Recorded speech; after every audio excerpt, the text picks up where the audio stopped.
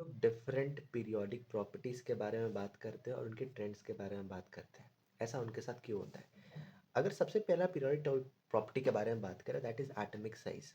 अब atomic size होता क्या है? सबसे पहले it is the distance from the middle of the nucleus and the outermost shell of an atom. This is known as nuclear size या फिर atomic size हम लोग बोल सकते हैं। अब एटॉमिक साइज जो होता है उसका ट्रेंड अगर ग्रुप पे अगर हम लोग डाउन जाते हैं तब वो इंक्रीज हो जाता है, क्योंकि मेटालिक कैरेक्टर इंक्रीज हो जाता है, और न्यूक्लियर चार्ज होता है डिक्रीज, जिसके कारण मेरा एटॉमिक साइज बड़ा हो जाता है। और अगर हम अक्रॉस द पीरियड का बात करें, across the period atomic size decreases because nuclear charge increases. Nuclear charge increase होने का मतलब है नॉन मेटालिक कैरेक्टर इंक्रीज हो जाना। आगे वैलेंसी। वैलेंसी से पहले वैलेंस इलेक्ट्रॉन के बारे में बात कर लेते हैं। अगर हम लोग वैलेंस इलेक्ट्रॉन देखें, लेफ्ट टू राइट जा रहा है तो इंक्रीज करेगा, क्योंकि नॉन मेटालिक प्रॉपर्टी इंक्रीज करेगा, और ऊपर से नीचे जा रहे हैं तो valence electron will remain the same. ठीक है। और valency denotes the combining capacity, तो सबको पता है it is equal to the number of electrons and an atom can donate और एक्सेप्ट और शेयर। अब ये याद रख लेना कि एटॉमिक साइज को हमेशा हम लोग नंबर ऑफ प्रोटॉन्स के बराबर करते हैं, नंबर ऑफ इलेक्ट्रॉन्स के नहीं। नंबर ऑफ प्रोटॉन्स के बराबर इसलिए किया जाता है क्योंकि नंबर ऑफ प्रोटॉन चेंज नहीं होता, क्योंकि वो न्यूक्लियस का अंदर प्रेजेंट होता है। लेकिन इलेक्ट्रॉन्स का नंबर चेंज होते रहता है, और इसीलिए हम लोग इलेक्ट्रॉन्स के बराबर वैलेंसी को नहीं करते हैं। ओके। अच्छा, और इसमें एक और चीज़ निकल के आता है।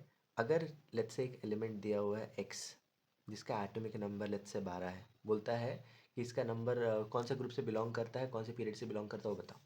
तो इसका सबसे पहले इलेक्ट्रॉनिक कन्फिग्रेशन लिखता हूँ। बाहर वाला नंबर मेरे को ग्रुप का नंबर दे देता है जो कि वैलेंस इलेक्ट्रॉन होता है, और नंबर ऑफ शेल मेरे को पीरियड का नंबर दे देता है। इससे मेरे को क्या पता चलता है कि मेरा number of shells remains the same अगर हम लोग पीरियड की तरफ मूव करते हैं, और नीचे की तरफ अगर जाते हैं तो मेरा valence electron remains the same. देख लो। ठीक है, जो कि मेरे को ग्रुप का नंबर देता है। ठीक है। अब आगे किया जाए,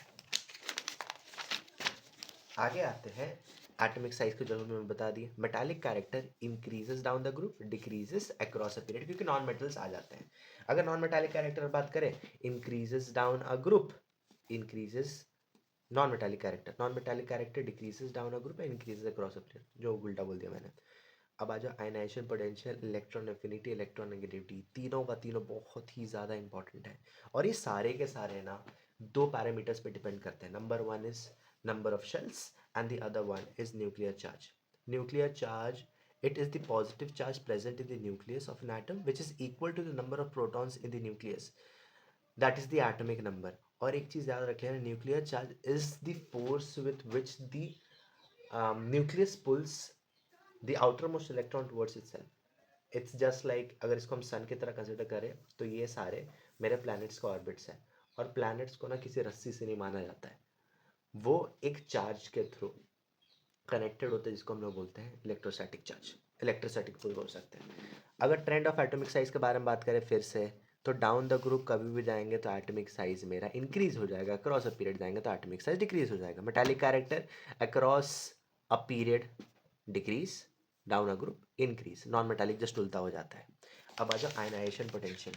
आयनाइजेशन पोटेंशियल हमेशा पूछा जाता है, और आयनाइजेशन पोटेंशियल की लिटरल डेफिनेशन हर बार आया हुआ है। अगर हम लोग आईपी का बात कर लेते हैं, एक्सप्लेन कर लेते हैं। अगर हम लोग आयनाइजेशन पोटेंशियल का बात करें, सबसे पहले तो ये मेटल का प्रॉपर्टी है। ठीक है। जिसमें लेट्स से एक मेटल एम है, एक इलेक्ट्रॉन ना रिलीज करता है। अब इस इलेक्ट्रॉन को रिलीज करवाने के लिए मेरे को कुछ एनर्जी देना पड़ेगा। लेट्स से ये के शेल है और एल शेल है। एल शेल में वो इलेक्ट्रॉन प्रेजेंस है, और वो इलेक्ट्रॉन लेट्स से एक और शेल बना लेते हैं के एल एम। एम शेल में वो एक इलेक्ट्रॉन प्रेजेंट है, यहाँ पे 8 इलेक्ट्रॉन प्रेजेंट है, 1 2 3 4 5 6 7 8, और अंदर में 2 इलेक्ट्रॉन प्रेजेंट है। इस इलेक्ट्रॉन को हटाने के लिए ना इस इलेक्ट्रॉन को एक्साइट करना पड़ता है, और इस इलेक्ट्रॉन को एक्साइट करने के लिए मेरे को एनर्जी डालना पड़ेगा। ठीक है। जैसे हम इसमें एनर्जी पुट इन करेंगे ना, ये इलेक्ट्रॉन एक्साइट होकर बाहर निकल जाएगा। ठीक है, जो कि एक मेटल का प्रॉपर्टी होता है। सो आयनाइजेशन पोटेंशियल का अगर हम लोग बात कर लें, it is a metallic property. ठीक है। और फिर से बता दे रहे, it is the metallic property, ठीक है। मेटल का प्रॉपर्टी होता है इलेक्ट्रॉन रिलीज कब होगा, जब उसमें एनर्जी दिया जाएगा। The amount of energy required to release neutral isolated gaseous atom, ठीक है, जिसको हम लोग आयनेशन पोटेंशियल के नाम से जानते हैं। हम लोग डेफिनेशन देख लेना। उसके अलावा अगर इसके बारे में बात कर लें, जो कि मेरा इलेक्ट्रॉन एफिनिटी होता है, देखो इलेक्ट्रॉन एफिनिटी,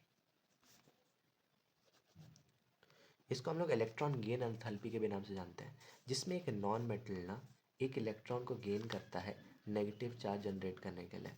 एक बात बताओ, ये पूरे एनर्जी लैटिस में, ये पूरे एनर्जी लैटिस में एनर्जी एक सस्टेन्ड वे में डाला हुआ है, ठीक है। अगर हम यहाँ पे एक इलेक्ट्रॉन ऐड करवा देते हैं तो जाहिर सी बात है हम एनर्जी डाल रहे हैं इस पर, अंदर अंदर एनर्जी जाना चाहते हैं, तो यहाँ पे ना एक एनर्जी रिलीज हो जाएगा to just sustain the energy over there, ठीक है। तो इसमें एनर्जी रिलीज होता है, इसमें एनर्जी गेन होता है और इसमें एनर्जी रिलीज होता है।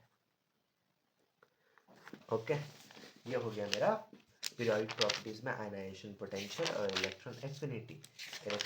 Ionization energy, the energy required to remove an electron from an isolated gaseous atom and convert it into a positively charged gaseous atom. देख लो पॉजिटिवली चार्ज्ड है, मतलब ये सारे मेटल का प्रॉपर्टी है। अगर आयनाइजेशन पोटेंशियल का बात, एफिनिटी का बात करें, जो कि इलेक्ट्रॉन गेन एंथैल्पी भी होता है, the amount of energy released when converting a neutral gaseous isolated atom into a negatively charged ion. समझ गए, ये तुम लोग को हम क्लास में पढ़ाए थे। और ये सारा एटॉमिक साइज और न्यूक्लियर चार्ज पे डिपेंड होता है, और दोनों का ट्रेंड सेम होता है। अगर हम लोग लेफ्ट टू राइट जाते हैं तो मेरा आयनाइजेशन पोटेंशियल इंक्रीज हो जाता है, डाउन जाते हैं तो डिक्रीज हो जाता है, क्योंकि जो नॉन मेटल्स है ना वो इलेक्ट्रॉन छोड़ना ही नहीं चाहेंगे, तो जाहिर सी बात है एनर्जी बढ़ जाएगा उसका इलेक्ट्रॉन को हटाने के लिए। ये हो गया एनाइजेशन एनर्जी। एनाइजेशन पोटेंशियल, एनाइजेशन एनर्जी जो कि एनाइजेशन पोटेंशियल के नाम से भी जाना जाता है। अब इलेक्ट्रॉन एफिनिटी, इसको हम लोग इलेक्ट्रॉन गेन एंथैल्पी भी बोलते हैं। दोनों का दोनों सेम है, नॉन मेटल का प्रॉपर्टी और इसका ट्रेंड भी सेम है।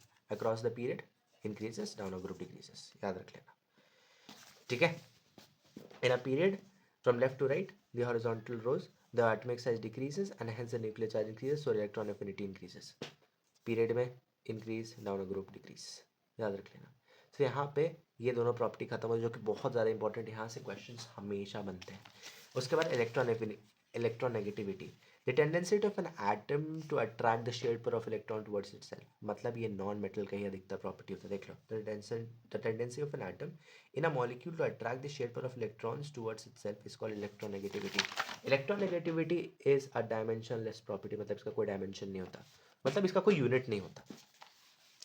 ये भी एटॉमिक साइज और न्यूक्लियर चार्ज पर डिपेंड करता है।